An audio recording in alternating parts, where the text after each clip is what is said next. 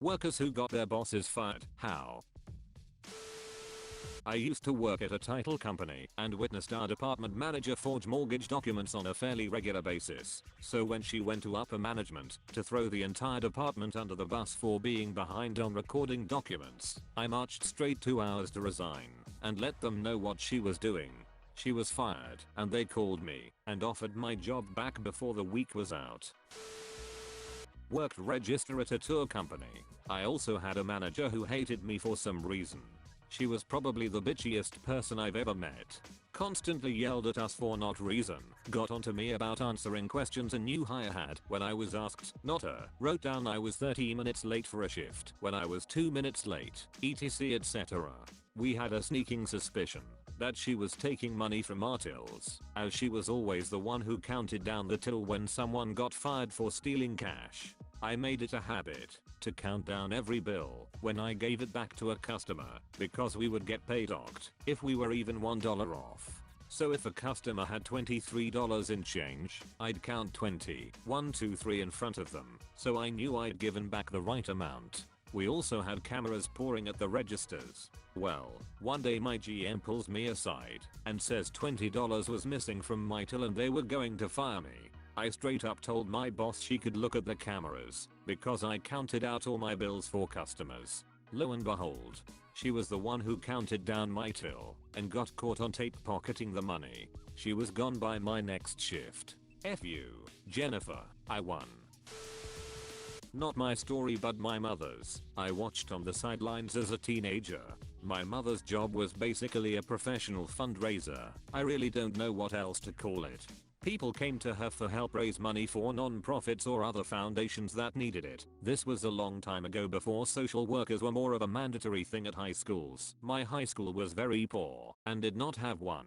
So my mother took it upon herself to set up a fundraiser to pay the salary of a social worker so my high school could have won. After raising all the money she went to talk to the principal who flat out refused to take any of it and said the position just wasn't necessary. My mother was pretty upset and just decided she would donate the money to supplies or something like that. I honestly have no idea what she did with it, but it did go to some sort of charity. After a few months, at a Christmas party the superintendent of all the public schools in the area was at the same party and he struck up a conversation with my mother. After some small talk my mother said that it was such a shame that principal didn't take the money for the social worker's position.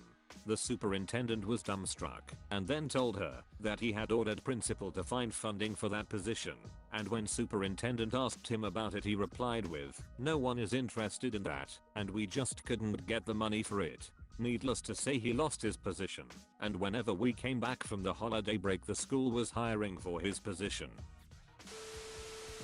I've told it before, not fired but transferred. Had a squad leader make us all stand out in the Missouri winter soaking wet until someone volunteered for weekend duty. I told him I had previous cold weather injuries, frostbite. He ignored it. The corporal saw my blue feet when I took off my boots and sent me to the aid station.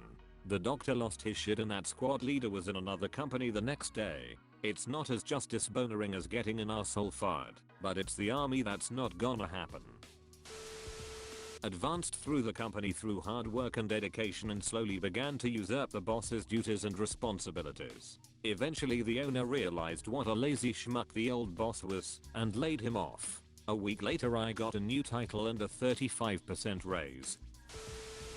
For a while I was a project manager who got moved around from project to project as a fixer. I was moved to a project where the customer just could not be satisfied, no matter how many people, how much attention, how we bent over for them. Our programs director, who should have been our advocate, would not manage the customer and instead just hammered his employees to do more. People on our team were being let go due to failure or quitting outright due to burnout, and he was bitching that he couldn't get good people. Because of my sort of special position as General Dog's body I happen to have the ear of RVP and this project came up in casual conversation. I mentioned that it seemed funny that, if the director was doing his job, how so many employees that we knew by fact and reputation were good employees had failed. A week later I heard that the director had been let go and nothing of value was lost. By doing so much it started an investigation into what they were actually doing during their day. Officially she was fired for sending nudes through corporate email, but the only reason they were tracking her email was to understand what she was spending her time on. Turns out it was an affair. I feel like most people have at least one coworker who could stand to have their time audited like that. It's a running joke at my job that our two supervisors and the manager spend half the day in meetings. The office is too small for that now due to social distancing rules, so the supervisors just wander away every 15 minutes or so to openly stand there and talk to whoever doesn't look too busy. I used to be a store manager at sneaker/sporting goods store in the mall. One of my co-managers was jetting with one of my underage employees in that back stock room after the store closed on a regular basis. This was going on for several months apparently. I found out when said teenager came to me and she said that my co-manager promised her a raise that she never got. I asked her why. He said that he would give her a raise. That is when she told me about the sex in the stockroom. I had to call the police and corporate about this. We arranged a sting with help of the girl, as she acted out for the police that to meet up with my co-manager after work. Basically caught him with his pants down, to use the term. Was working maintenance at an ice rink. The rule for anyone who knows how an ice rink works is, if the Zamboni doors open, you get the fuck off the ice. Some dickhead decided to ignore the fact that they were open, and that I was standing in the doorway, and decided to rip off one last slap shot. The puck bounced off the glass and hit me in the head. I was okay, but reported it to my boss, because we have to fill out an incident report for things like that. The boss asked, "Are you okay?" I said I feel okay. Then he responded with, "Well, we don't really have to report it then, do we?" I reminded him of the protocol, but it was clear he didn't want to do it.